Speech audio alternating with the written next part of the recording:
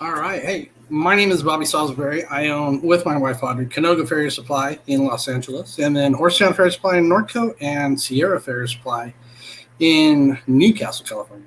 As a Farrier Supply owner, we hear lots of stories from the farriers, and I just thought it'd be great to share those with the farrier community. And so we're going to try this video podcast, and this is going to be our first episode, and our first guest is going to be Del Paris. He is from Ash Fork, Arizona. And let's bring Dale in and see what happens. Hey, Dale. Hey, Bobby. How are you? I'm doing good. And yourself? I'm good. All right. Well, we'll see how this little adventure works out, but it should be fun. I'm excited. So let's just start off. How did you become a farrier? What brought you into the industry, and how'd that work out? Well, my parents have been horse trainers my whole life, and so I always grew up around horses, but I ventured and did other things as a kid growing up, played baseball, raced BMX bikes, probably up until I was 20, 21 years old. And I just had a guy that said that if he could do it all over again, he would be a horseshoer. And so since my parents were in the horse industry and I had started getting into team roping and stuff, I had plenty of friends that were horseshoers and decided, hey, I'm not going anywhere in college, so I'm going to go down and work for a horseshoer for the summer. And so that's what I did, and I just fell in love with it, and I just never left. All right. Through the grapevine, I heard you work for Budweiser. You have that job, which is somewhat envious. I'd like to hear about that story, how that worked out. Well, it's basically a job, working for Budweiser. It was one of those who type of situations. I actually went to elementary school with the West Coast supervisor's son. So I grew up, we used to hang out with each other a lot. And so it kind of started that way, knowing them and being in the horse industry and going to horse shows and traveling all the time. We would always run into those guys when they would be laying up in Reno or Vegas or some of these other places. And so we always kind of kept in touch. And so one day I was living in Paso Robles, and the Budweiser, the fair was going on. So they had the Anheuser-Busch horses there. And so I just went to go say hi to them, and their horseshoer happened to be there. So I just got to talking to him a little bit and, just kind of curious because they shoe those horses a lot different than we do the saddle horses. And I got a call like a month later and said, hey, our horseshoer quit, and do you want the job? So I was just kind of thrown into it, not knowing anything about doing Scotch bottom shoes and with the big leather pads, and let alone, I'd done a few draft horses, but it's a whole different type of shoeing when you're shoeing those type of horses with the Scotch bottom shoes. Did they treat you? Did they treat you special, or is it just a job? No, it just, in all honesty, it turns out to just be a job. It was great because I got to travel all over the West Coast. I got to go to Canada. I got to meet a lot of interesting people, a lot of cool people, and in the industry, because when you're there, you're shoeing them in the public eye. So you get a lot of other horseshoers and you get a lot of connections. So that part of it was cool. At the end of the day, it's just another job. And so I did that for about 3 years. Okay. And then I ended up with other hitches. So I actually had about 75 head of draft horses with Scotch bottom shoes that I was doing every 6 to 8 weeks. You're special. Well, let me tell you, it didn't make me feel very special at the end of the day. But it was a lot of fun. I learned a lot. It actually taught me a lot about how a horse's foot works and a horse's foot grows, because they do them so different, and they actually want to exaggerate the flares, which on a saddle horse or working horse, we see the flares and we want to get rid of it and correct it. So it was actually kind of cool. It was a great learning experience to understand how the mechanics of a foot actually work. because they trim the foot to actually give them the flares. There's a lot more to it than just leaving the foot longer. Who was telling you? Who was telling you how to do it? Was it a? Is there a manager in charge, or was it a vet? Who was telling you how you should trim?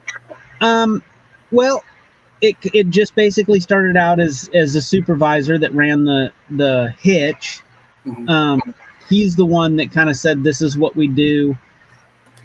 And then because I was doing the Anheuser-Busch horses, some of the other local California hitches got wind of it. And so it's hard to find people to do draft horses that do the show shoeing. Mm-hmm. So I kind of got hired on, and I just kind of learned by just getting in there and doing it and starting to understand the foot.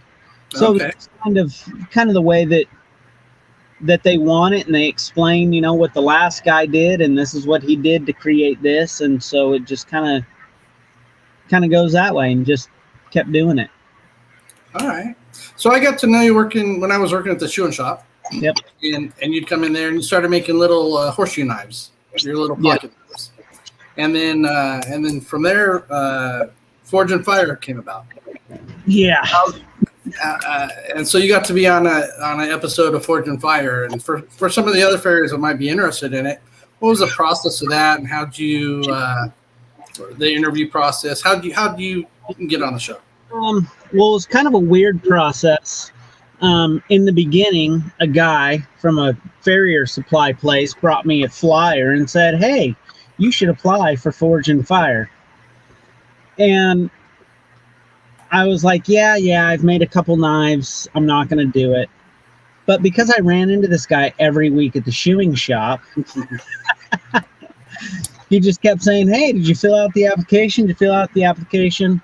So probably after about 3 or 4 months, I filled it out and sent it in. And they just ask you a bunch of questions about your experience. How many knives have you made? What type of knives? What, have you done? Forge welding, Damascus, just all the different questions that, or the processes that knife makers make. So a lot of those questions, I just answered no, haven't. I, made a few knives more out of necessity than anything. And so I applied, nothing happened. And about 2 years later, I was going through cleaning out my email box, and I saw this FIF, and I'm like, FIF, what is that? It just sounded familiar, and I clicked it, and sure enough, it was Forge and Fire asking me if I was still interested in being on the show. So I gave them a call. I had to reapply, obviously, because it had been a long time. So my answers were more full because in those years I had messed around with making more knives. So my process, everyone's process is really different. Talking to the other guys that I was on the show with, my process actually took about 6 months for me to get on the show. One of the guys that I was on the show with, he applied, and 2 weeks later, he was on the show. So everyone's process was different. And a lot of times I think they're just trying to, you do Skype interviews. They're trying to get your, what your personality's like, what your skill is, your abilities are. You have to show them knives that you've made, just so that they can kind of match you up and kind of put you with an even group of people. They don't want a master blacksmith going in with a guy that, has pounded on some iron in the forge for the last month. They want to make it fair because they want everyone to be able to on the same level. As far as that process, that's kind of how that went. As far as being on the show, I felt very nervous thinking, okay, I'm going to be on the show.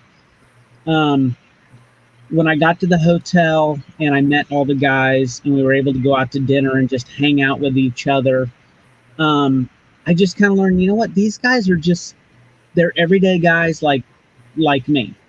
I'm a horseshoer. That's it. I happened to apply for a competition, and I got selected to go on. So that kind of really settled me as far as going and doing the filming. I actually was not as nervous as I thought, and getting on the show, and then when they say, "Hey, your time starts now," I felt like, okay, now I have to go function. I really didn't get nervous.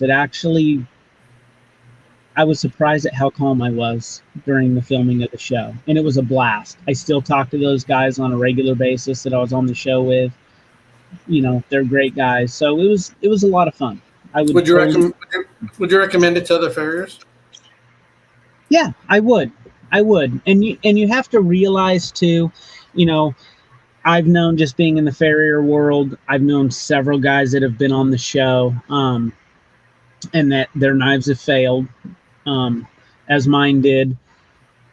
You have to realize it is a competition. They're giving you 3 hours to create something that most guys would take all day to do. Mm-hmm. And then when you complete your knife, some of the knives that these guys have to make, that would be a 4 or 5 day project for them. So you have to realize there's steps that you skip. Things aren't quite right. The lighting, when you're filming, the lighting is super light because they don't want shadows anywhere. So your ability to see your colors and stuff like that are completely different, and you're working with equipment that you don't work with in your everyday shop. For some guys, like me, the grinder, and having the press and the power hammer and all that was way better than anything I've ever gotten to work with. So to me, it was a little bit like these are power tools. Some of the other guys are like, yeah, this is what I got in my shop, so I work with this stuff every day. So How yeah, did it affect your business? Besides losing a week of work. Actually, to be honest with you, I've heard stories. To me, I don't think it really affected my business in a positive or negative way.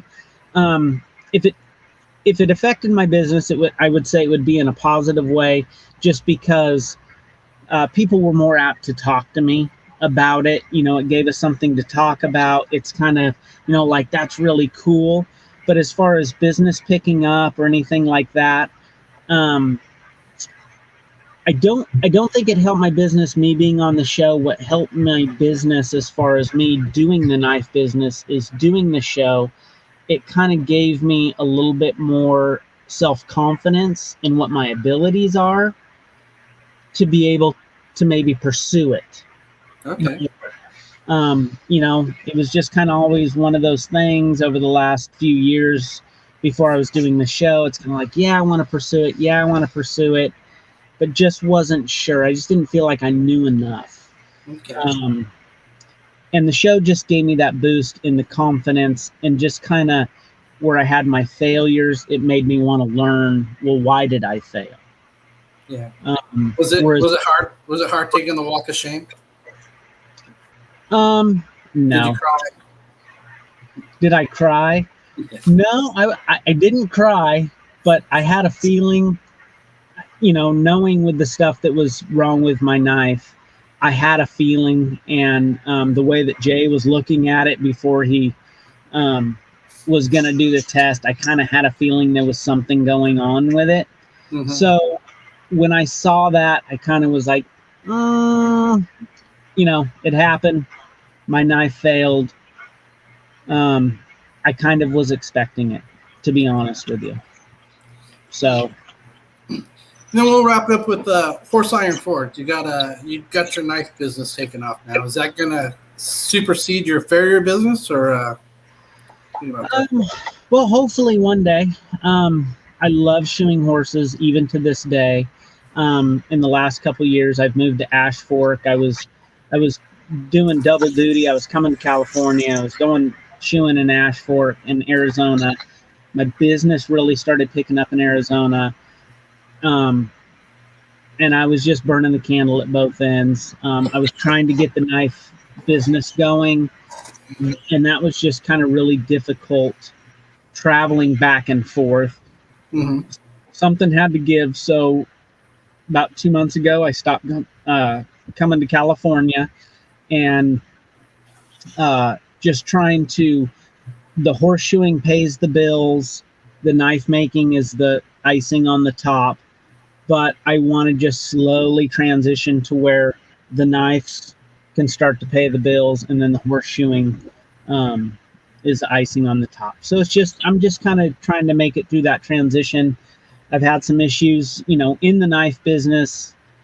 As starting any business, I've had some failures, but I've been able to just, I just got to take care of it. I got to change things. I got to make it right.